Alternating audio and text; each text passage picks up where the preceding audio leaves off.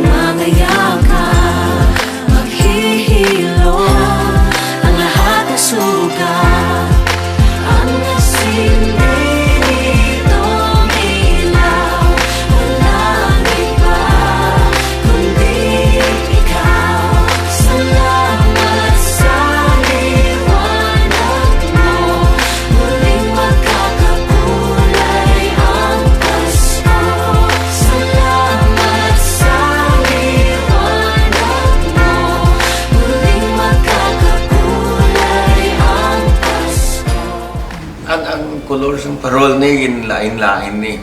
It is really to show that Iloilo City is composed of individuals coming from different political leanings, lain-laing sexual orientation, lain-laing religion, but we can all work united for a common purpose.